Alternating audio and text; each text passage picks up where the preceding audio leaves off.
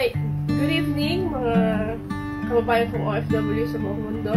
Pinaunlakan ako ng aking kaibigan ng matagal ko nang kilala. He has been in this country for how many years? 13 years. Okay, so I must say, itong kaibigan ko na ito is puno na ng karanasan, ng kwento, ng inspirasyon, ng pakikipaglaban tungkol sa pagiging OFW. So, umpisahan natin ang pagpapakilala, Mr. Josh Binayao. Hello. Good evening. Good evening. Good evening. Yes. Good evening, Em. So, thank you dahil pumayag ka na ikaw ang unang guest. well, you're always welcome. Thank you, thank you. Kasi sa pagbuo ng konsepto nito, kasama ka, pag sa plano, kasama ka, even before na nag-vlog tayo, kasama ka. So, inisip ko na best candidate ka para doon sa pwede natin i-share sa mga kababayan natin. So, thank you so much naman kasi first mo akong guest dito sa wow, grabe. Ang laki na may tutulong dito sa ating mga OFW. Especially, hindi lang OFW, yung mga Filipino locals, and even in the Philippines. Fast forward, eto ka sa Dubai, 13 years ago. Dati, nung pagtungtong mo, yung unang-unang paghakbang mo sa lupa ng UAE, ano yung pumasok sa utak mo? Yung mga buildings, yung mga, doon muna ako na-amaze, and doon ako habi ko nga para akong ano yung probinsyano style na talagang namangha talaga ako. Creations na rito. Sabi ko naririnig ko lang to, yung kwento about Dubai, naririnig ko lang siya. So, ano yung gagawin ko dito? Paano ba yung buhay ko dito? So, parang hindi ako makapag-isip ng ito ba yung binigay sa akin para mag-umpisa ng buhay. So, yun parang parang tawag dito, sabi nga nasa cloud 9 pa ako that time. So, wala ako talaga naisip. Kasi, follow the flow lang. Now, after 13 years, masasabi mo ba na yung pangarap mo dati, nung mismo araw na tumutok ka sa UAE, yung pa rin ba ang pangarap mo? Nabago ba yung perception mo sa UAE? Yes, kasi siguro it's the factor na rin kasi ng experiences ng ang daming downfall. So, every time na dumarating ka sa point and marami kang natututunan, marami kang nalalaman na ay ito pala yun, ito pala to, hindi pala ganito. So marami, sobra. Okay. Sa edad mo ngayon, like, ano yung mga nabibis mo na pag naalala mo Pilipinas, yung buhay mo doon, ano yung mga nabibis mo? Well, sobrang dami kasi way back in the Philippines, parang masaya naman ako. Kasama ko yung nanay ko. So, parang 2009 kasi ako nandito sa UAE. In May 7 ako dumating dito. 1 month pa lang ako dito napasok yung nanay ko sa hospital. Okay, so na-diagnose siya na meron siyang ovarian cancer. Okay? So, and then after a year, na-diagnose ulit siya na meron siyang colon cancer. Okay. So, alam mo yun, yung first year ko dito sa Dubai is like, it's a roller coaster talaga siya. So, struggling ako, it's because, syempre, iniisip ko, paano yung paggagamit ng nanay ko. So, parang kahit sabihin na meron akong pangarap, hindi siya matupad-tupad. It's because, syempre, kailangan ng finances, na kailangan ko ipadala sa Pilipinas. So, kailangan ng nanay ko. And, after a year, pabalik-balik yung nanay ko sa hospital. May 2010, umuwi ako ng Pilipinas. Okay. Because, after 1 year? Yeah, after 1 year. Because, nag-emergency leave ako. It's because, sabi hindi ka na mapapakali kasi hindi lang mapapakalingan. And then, sabi kasi ng pinsan ko is like, tinalingan na ng doktor yung nanay ko. So, I need to go home. So, that time, umuwi ako 1 month ako sa Pilipinas, inalagaan ko yung nanay ko. Parang ako yung naging nurse ng nanay ko. So, kalimutan mo lahat ng pangarap mo para masamahan ng nanay mo. Parang, okay, pending muna to, ito muna. And then 1 month ako doon, June 4 ako bumalik dito sa Dubai. And then after like 10 days, nagpaalam na rin. So, nakauwi ka pa ulit? Nakauwi ako ulit. Napaka ano naman ang company ko. So, pinauwi ako ulit for 10 days. So, I mean, yun yung mga namimiss ko sa Pilipinas na sana nandun ako ng mga time na yun, na during that year, na pabalik-balik sa hospital na dapat nandun ako. So, yun yung namiss ko na parang naging kulang. sabi nga hindi ko nagampanan isa. Yun yung ano, but then again, syempre, naiisip ko din kung nasa Pilipinas ako, ano yung gagastusin. So yun. Sa ngayon, ikaw being Josh, kasi mabanggit ko lang, si Mr. Josh, ang dami niyang racket. He could be a freelance host, event organizer, is mabangis na networker, magaling sa sales, at the same time, actor din siya sa mga indie film. Would you believe, itong kaharap ko na to is naging nominee sa indie film? Yes. Ano? Nag-best actor tayo sa Turkey. Diba? Nag-best actor din tayo sa New York. And sa New York, 2 beses. Okay, now, medyo seryoso na yung mga magiging tanong ko. Kailan huling umiyak ang isang Diyos? Pag naaalala ko yung natin ko. Kasi, the moment na nag-abroad kasi ako, at ang pinaka-gusto kong mangyari talaga is mabigyan ng magandang buhay pa. Yun lang talaga yun. And parang nag-uumpisa pa lang ako, yung parang 1 year pa lang ako dito, 1 year pa lang ako dito, so parang nag-uumpisa pa lang ako na, sige, pagtatrabahan ko to, para sa ito. Parang inspirasyon mo siya. Oo, para magpatuloy, para maibigay ko yung gusto ko. Yung gusto ko mag-work sa Pilipinas. Kasi parang almost 1.5 of my life siguro, nasa ano ito. Gusto ko rin magpahinga, but then again gusto ko tapusin. I mean, lahat man kung saan ako, merong sa amin ay pagkukulang. So, kailangan kong makunan muna. Tapos ko muna lahat ng mga obligasyon ko before ako umuwi. Parang kampati naman ako. Parang mag-forward ako na wala akong ilis. Pero naalala ko, Diyos, 3 years or 2 years ago, if I'm not mistaken, kung ilang beses mo tinangka na bawiin ang sariling buhay, anong kwento doon? Bakit? Ano yung nag-push sa'yo para gawin yun? Bakit? Umabot tayo sa gano'n. Pag dumating yung sabi nga ipagsubok sa buhay ko, na sometimes dumarating ka doon sa point na may yung point na i-question mo yung sarili mo na may halaga pa ba? Parang may halaga pa ba ako na mabuhay? May halaga pa ba na ipagpatuloy ko to? Kinalaman ba yan dahil nawala ang nangyayari? Well, it's a mix. Sabihin ko na nga, it's a mix. Ang dami. Yun, isa yun. Syempre, yung unang time na ginawa ko yun, syempre, involved din yun. Lahat, syempre. Syempre, involved din yun. Yung unang attempt, ano yung ginawa ko? So, yung unang attempt ko is, nag-last ako.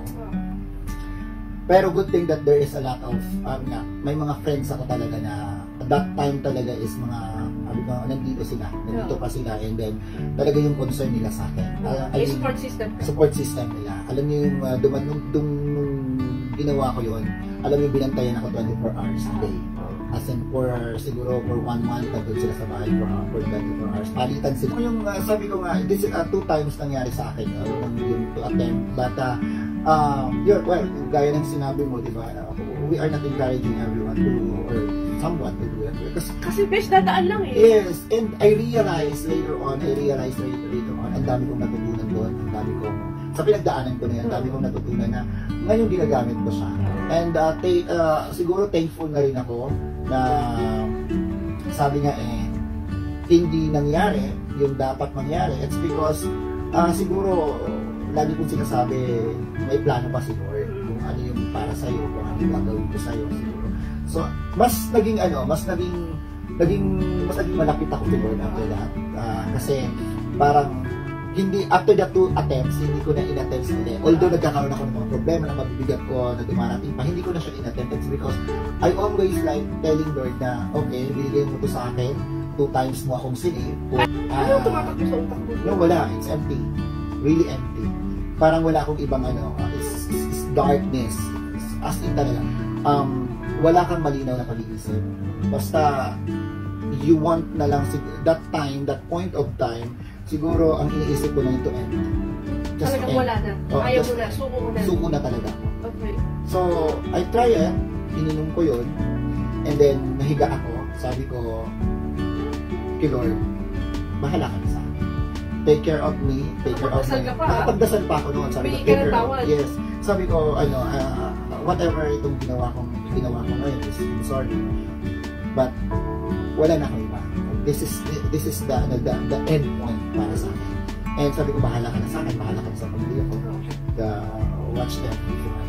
And then, I'm waiting na umepekto siya. As in talagang wala. Tanggap mo na. Tanggap mo na, okay na, ready na ako. But around 3 o'clock in the morning, nagising ako, nakaramdam ako ng pamumulo ng tiyan ko. Alam mo yun, nakakatawa kasi, alam mo yun, lalabas na siya. So, takbo ako sa banyo, hindi na umabot sa banyo. Sabi mo? Malakas sa resistensya ko, diba? Yeah. Then, the whole day hindi ako pumasok sa trabaho kasi talagang nagsabog ako. Nag-ano talaga, ang hinang-hina ako, it's because labas lang siya ng labas. Pero walang nangyari. I mean, walang nangyari. So, na-realize mo? Then, sabi ko, ayaw talaga. Sabi ko, Lord, may plano ka pa ba sa akin?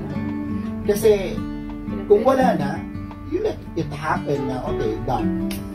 So, doon ko realize na, okay, Lord, siguro may plano ka pa sa akin. So, I must continue. So, by the way, yun, guys, wag na wag yung gagawin. I've been there, done that. Yun, and then after that, unti-unti ako naging strong. Siguro, I will say na, hindi yung umiyak ako after siguro ilang months pa na. Pero, hindi yun yung last na pag-iyak ko. Na, okay, this is my life here. I need to face it. I need to move on. I need to so, parang bumangon ka, nabuhayan ka ulit. Yes. This is another brand new start. Yeah. So, this time, aayusin mo na. Wala na yung option ng pagpapakawal. Wala yung options. Go lang ng go, lakad lang ng lakad. Kasi ayaw ka rin lang naman mamatay. Anong gagawin mo? Di lumaban. Oo. And I'm so thankful din kasi marami ako naging friends. Okay, naging friends na tumutulong, sumusuporta. I mean, doon sa to-motivate me, mga ganon. And one of that is Ate Marisa Sergio. So, siya talaga yung naging tumindigas. Naging nanay ko dito na talagang kaya mag-asawa na yan si Kuya Benz. So, sila yung naggabay talaga sa akin na okay, ganito yung buhay. Isipin mo, isa pa, pamilya tayo rin. Doon ko nakita yung mother figure, father figure, na hinahanap ko na yung unti-unti na may mga bagay na wala na yun sa isip ko na okay, straight, move forward, do what you need to do. Sige, gumawa ka ng mga bagay na productive. Okay, ngayon, ang tanong, ikaw, bilang OFW, ano yung masasabi mo doon sa mga may pinagdadaanan na gaya ng pinagdaanan mo? Lahat tayo dumadaan sa problema. Yung problema, yun yung dapat na nagpapatatag sa'yo bilang isang tao. Yun yung dapat nagbibigay sa'yo ng energy to move forward. And at the same time, yung experience, yung mga natutunan mo doon sa mga experience, ano ba yung mali? Ano ba yung mga dapat ma-realize mo yun eh. Ano yung mga mali ko na nagawa? Diba? And try to correct it. Try to correct it based on doon sa learnings na natutunan mo sa mga experience.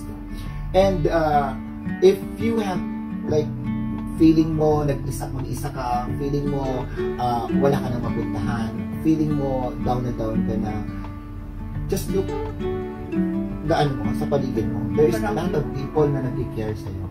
Kailangan mo lang talagang mag-voice out. Siguro ang nangyari sa akin is like, hindi ako ganun kasi nag-voice out about my problem. Sinusolo ko siya. So, yes. So, ang natutunan ko doon is to voice it out to your friends na para at least mabigyan ka rin nila ng advice. Matulungan ka nila on how to recover yourself, paano gagawin. So, yun. And lagi natin tandaan na may family na naghihintay sa atin. May family na dahilan kung bakit ka nandito. Kumbaga, hindi naman dahil ka nandito para sa sarili mo lang. Just always going back to that na thinking para magpalakas talaga sa iyo. Because problem naman, hindi naman nawawala yung problem. Araw-araw may bago yan. Araw-araw may bago yan. Kung ikaw matatanungin ko ngayon, kung babalikan mo na lahat sa mula nung bata ka, meron ko bang gustong baguhin kung mabubuhay ka? Pipiliin mo pa rin ba yung buhay na naging buhay mo? O gusto mo may iba? Alam mo napaka ng questions, napaka hirap sagutin ng questions. But for me, May pinagsisisihan ka ba? well, yung pinagsisisihan na doon. But then again, sa akin, kung babalikan ko siguro, sobrang dami. From bata hanggang ngayon, sobrang dami kong gusto. I-attend. Oo. But then again, siguro, I'm happy now na andito ako, kumbaga parang sa akin, I'm satisfied siguro na nandito na ako sa ganitong sitwasyon na napagdaanan ko yun. Kumbaga, okay lang. Wala, kumbaga, kung may babaguhin, yes, marami. But then again, hindi ako magiging ako ngayon kung hindi ko napagdaanan. Kung hindi ko napagdaanan itong Ngayon, ang tanong ko is, kung halimbawa ikaw, si Josh na maliit, halimbawa, bata ka pa lang, tapos kakausapin mo yung maliit na Diyos, let's say mga 6 years old, 7 years old, mag-umpisa pa lang sa buhay, ano yung ipapayo mo sa maliit na Diyos? Be ready for the real world. There is a lot of things in na may experience mo habang lumalaki ka. So, ihanda mo yung sarili mo. Ngayon pa lang umpisahan mo ng patatagin yung kalooban. At 6 years old. At 6 years old. Kumbaga, learn how to be strong pa lang. Ngayon, kailangan maging matatag ka, kailangan mo maging matibay ka, kasi maraming bagay kang pagdadaan hindi mo i-expect. Next question. Meron ka bang bagay na kinakatakutan? Siguro, one thing is, yung yung mamatay ka mag-isa. Okay. So, okay lang parang okay lang mamatay. Tinangka mo ka tatlong Diba? I mean, yun yung natutunan ko, na ngayon na parang, dati okay lang, sige na, go na. Pero napagdaanan mo na yun eh. Walang family. Like for example, close family, I mean, nanay ko wala na, tatay ko wala na, kaya Yung sarili mong pamilya. yes, kung ano ka na, brother ko na. I mean, yun yung isa. Kasi, ewan ko, pero dumating na yung point na gano'n yung pinatawag. Yung isa sa mga. Okay. Kung halimbawa, may isang tao na magtatanong, gusto niya mo na ano mo sasabihin mo sa kanya regarding sa pag-aaral? Kung gusto mong ma-experience ang lahat sa buhay mo, Nang masakit. Nang masakit, Nang masaklap. masaklap, mag-abroad ka. Mapait. Hindi lahat ng nag-a-abroad, Yeah. or lahat, sabihin ko na, lahat na nag-a-abroad, hindi sila nag-abroad ng masaya sila. I mean, in the sense na, Majority, napilitan. There's a lot of things na pwede mong maranasan. Kasi, I will say, walang OFW na hindi nakaranas ng problema dito sa abroad. But kung mayroon akong i-advise to those baguhan na nag-aaral, like, Abroad, mga nag-a-apply kahit anong posisyon. Actually here, marami ako may na-encounter ko mga visit visa. Diba, ang ina-advise ko lang sa kanila is maximize your time na nandito ka. Na bigyan mo ng goal yung sarili mo. Mag-ipon, yes. And nabigyan mo yung sarili mo din ng how many years lang ba ako mag-aapon? Yes. Quota na sarili. Like for example, sabihin mo sa sarili mo na 5 years lang. Time frame. So, time frame mo na 5 years lang. After 5 years, for good na ako sa Pilipinas, may ipon na ako noon, ganyan. So, dapat meron ka noon. Kasi, may plano. May plano. Kasi kung hindi, magugulat ka isang araw, isang taon na pala ako dito. Di ba laging katulad na 2 years lang? Yes, totoo. Pero hindi well, ano mo kasi, bakit hindi nakakaipon? Yun yung ang dahilan kasi is, bago tayo mag-abroad, karamihan, bago tayo mag-abroad, nasa Pilipinas ka pa lang, o nasa aeroplano ka pa lang papunta dito. Lagi natin gusto, mag-iipon ako ganito, tawag dito, magpapatayo ako ng bahay, or kahit sa pamilya natin, diba? Lagi nang sinasabi, pipinakita nito, mag-aaralin kita. Correct! Mag-aaralin kita, bibili kita ito, papatayo ako kayo ng magandang bahay, magiging maganda yung buhay. So, yun yung mga gusto natin gawin. But, ewan ko, suddenly, pag umapa ka na ng abroad, bakit biglang nakakalimutan yun? Nawawala yun. Nag-i-enjoy kasi. Alam mo, nag-i-enjoy yung karamihan. Malaki ang sahod. Nag-i-enjoy sa... Ang dami. Like for example, dito sa UAE. Freedom. Yung freedom. And ang daming pwedeng gawin. Pwedeng ang daming na nakakalimutan mo yan. And one day, magigising ka isang araw, 10 years na pala ako. Wala pa akong ipon. 15 years na ako. 15 years ako, wala akong ipon. 2 decades na ako. ang dami ko na nakausap tungkol dyan at ang dami na nag-share sa akin na I remember meron ako nakausap, it's like 35 years pero still wala siyang ipon.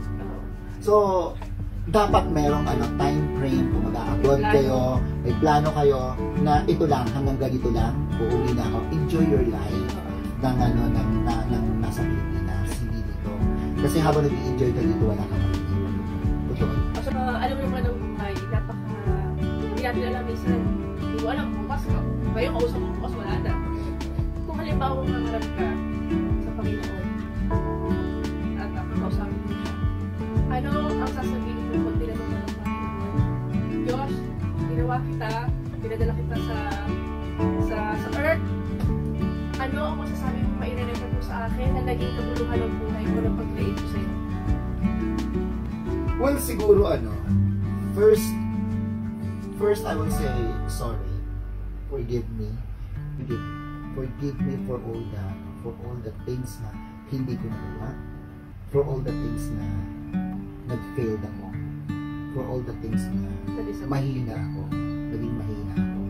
So yun, more on forgiveness siguro yung hihingin ko sa akin. Katabi ni Lord, may sumingit yung nanay mo. Tumabi sa kanya. Kung makakausap mo siya, anong sasabihin mo? Sa palagay mo magiging proud sa'yo ang nanay mo. I will say yes. Siguro, nung nabubuhay talaga siya, grabe, napaka-selfless na nanay ko. Napaka-selfless na nanay ko. Alam mo yun yung, ewan ko, alam mo yung paano magmahal ang isang nanay. Talagang napaka-selfless na. Kung bibigyan niya ako ng pagkakataon na makasama siya. Kahit just for one day. Talaga? Yes, lagi ko naririnig yan doon sa mga yeah. Kahit isang pagkakataon lang na mayakap siya, mahalikan siya, yes. ipagpapalit ko yun sa lahat. Yes. Sabi ko, yun yung parang okay, I forgot everything. Siguro, sige, pag binigyan ako ni Lord ng pagkakataon na makasama siya, just one. After that, kahit ko na, fulfill na. Namatay yung nanay ko na, alam mo yun, nagutan siya ng hinigan na nang hindi wala ka kasama. ako, so nang wala ako rin yung kasama. So, ang dami ko gusto sabihin. Na hindi mo na isama sa kanila. And, yun, ay yung moment na yun, yung last moment na yun, dapat ako kasama. Dapat ako Nagigilty ka? Nagigilty ako, it's because wala ako. So, alam mo yun, yung moment na gusto mong balikan. Kaya sabi ko nga, bigyan ako ng isang muna. Okay na, tapos na ako ba? Ikaw pa masasabi mo na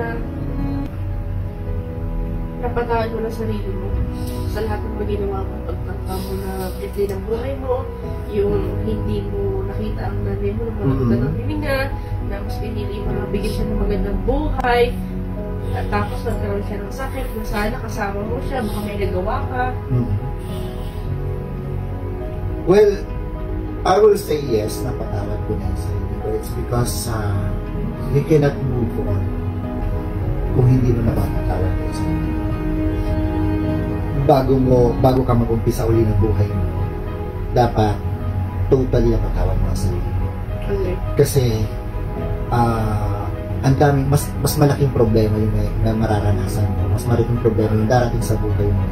Kung may bubog ka, may still may tinik dito sa puso mo na hindi mo magbunot-bunot, kailangan mo siyang i-clear mo na lahat. Kausapin mo yung sarili mo na, okay, everything that past is already done. So, hindi na natin pwedeng balikan yung mga nakaraan para baguhin. But, there is always morning, or there's always morning na pwede ka mag-umpisa. But this time, sa pag-uumpisa mo, kailangan clear yung isip mo, clear yung puso mo, yung conscience mo. Dapat napatawad mo na ang sarili mo sa lahat ng kasalanan mo sa sarili mo before you go. Ano pa ang aming aabakan sa isang Diyos binayang? Ano pa yung mga pangarap sa buhay na ito? Anyway, you are all out for all the adventures? Yeah. Well, ang dami-dami natin ginagawa ngayon. So, pagpapatuloy yung matagal ko na rin pangarap. Isang sa pangarap ko ever since bata pa ako yung pag-artista talaga. So, pwede mo i-promote ang iyong indie film? Yan. So, yung nasa YouTube na po, yung aking mga films, yung Langay-Langayan, and Yosa Alino, and ano pa, three na ata yung nasa YouTube, and the rest is mga trailer pa lang, hindi pa pinapalabas yung Angas, Siphayo, I think isa pa, so hindi pa, and then may mga upcoming movies pa. Mari bang banggitin mo ang iyong mga nominations and awards? Ay, International? ay nga naman. Ay, I'm so thankful kasi binigyan ako ng pagkakataon ni Direk Kiko na at least matupad ko sa pangarap ko ng pag-artista. Yeah. And thankful na so rin. happy for you. Yeah, and thankful na rin kasi nabigyan tayo ng mga award na dahil sa ibang bansa, like for example in Turkey and New York, in UK, in India, yan. So, na-recognize din tayo, and 3 times tayong naging best actor din. So, sa iba-ibang mga film festivals. Bigat! Diba? So, kumbaga parang isang fulfillment na rin sa isa sa mga pangarap ko. Kasi bata pa talaga ang pangarap ko rin. Kaya thankful ako. Dito ko siya sa Dubai. So, yun. But again, isa lang yun sa mga natupad na mga pangarap. So, bucket list done. Yeah, bucket list na. So, yun. And then, siguro hindi ko alam kung ano pa yung mga surprises ng buhay na darating sa akin. Let's see.